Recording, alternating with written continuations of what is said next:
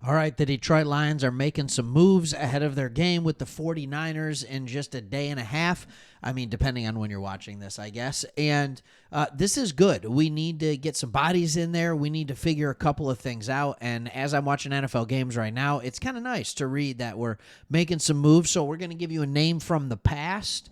That you might have forgotten about. He was kind of a standout in the preseason. He's gotten back on the active roster and now someone that we've brought back to our practice squad. In this video, we're also going to talk about a player who was just waived by the Washington Commanders, interestingly enough.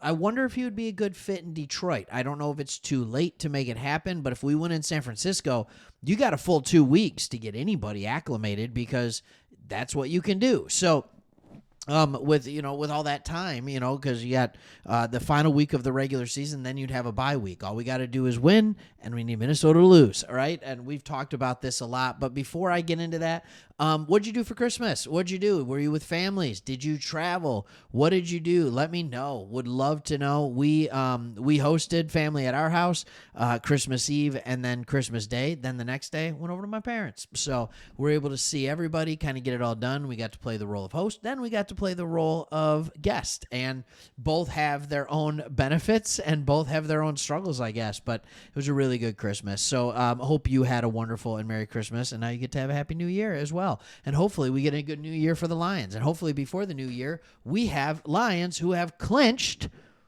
the number 1 seed. That's what I would like for my New Year, all right? That's what would be perfect for me. All right, let's talk about the moves they make.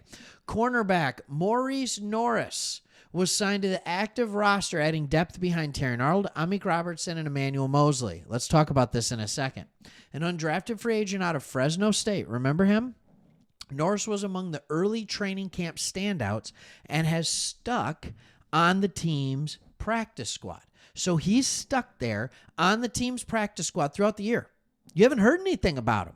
And now that we have a bunch of players hurt, you got Carlton Davis, but it's not just him, right? It's not just him. It's Dorsey and it's and a rookie, right? Enos Rakestraw. It's multiple players. So now we're down to 3 corners. That doesn't work. So we activate Maurice Norris, get us to that 4 corners. And I think, like, as I look at our depth chart, one of the things that is kind of shocking to me is the lack of depth at corner. And I'm going to explain kind of why that's not as scary as you might think it is. So you got Terrion Arnold and you got Kendall Vildor, maybe Mosley. They're going to be starting on the outside.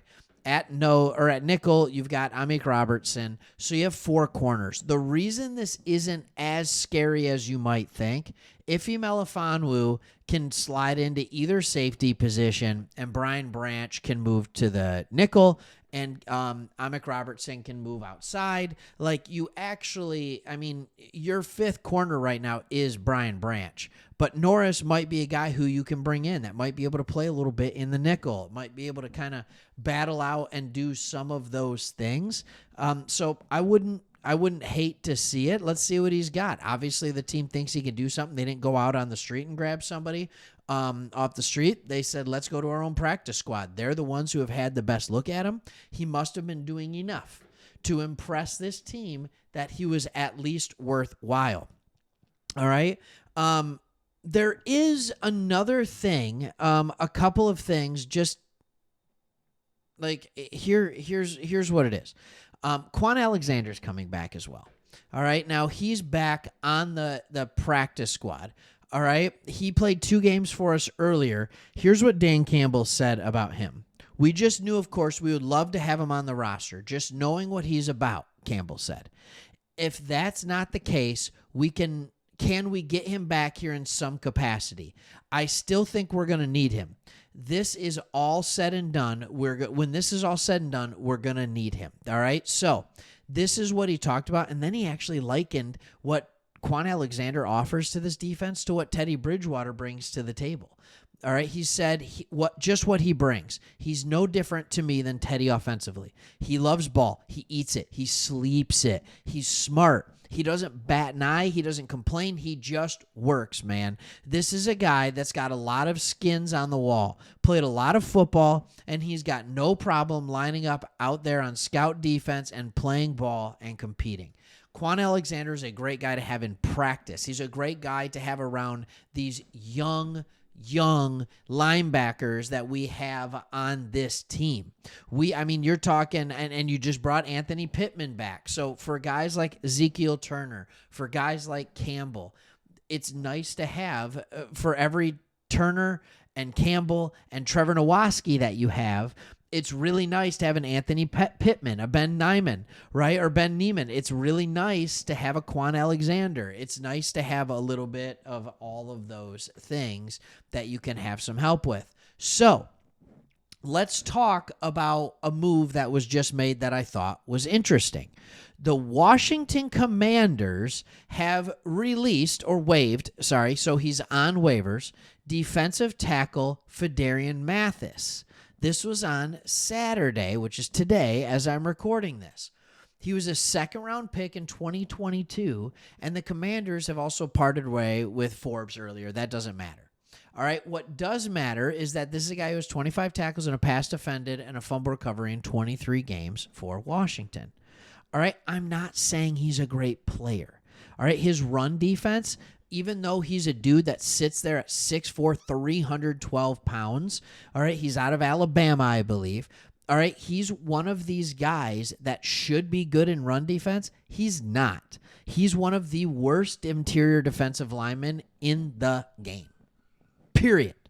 All right, but I've also seen a lot of guys, when they line up next to DJ Reader, all of a sudden they're able to just pin their ears back and do what they're supposed to do. So if you want to have a little bit of depth and a guy that can come in and just play in a deep role, it might not be the worst thing in the world. Because right now we have DJ Reader, Levi Onwuzurike, and Pat O'Connor. Pat O'Connor has played admirably for what he is, but the book's going to get out there on him eventually, and we're doing a ton of things where we're playing guys like Josh Paschal inside, even Smith if we have to, right? Like, there's not a lot going on. So when you look at this depth chart, like Miles Adams versus Phidarian Mathis, I'm not saying he's there and he'd be ready, but he's a guy that was drafted high enough that he might be worth at least taking a look at. Like, at least take a look at him, right? I mean, I think that could be helpful. I really do. I mean, he's a number 47 overall pick. It has not panned out, and I understand that. He's consistently a mediocre, middle-of-the-road pass rusher. He is consistently, or he has been, a horrible run defender, but it has gotten better this year. The last 2 weeks have not been good, and it just looks like he started the year strong, and then he's faded in the back half of the year, and it sounds like it's just time for a change of scenery. So let me know what your thoughts are. Hope you had a wonderful Christmas, and can't wait to watch the Vikings lose tomorrow. All right? How bad do you want that? And then let's go and let's clinch this thing, and let's just relax for a couple weeks. Let's just chill. All right, thanks for watching. See you on the next one.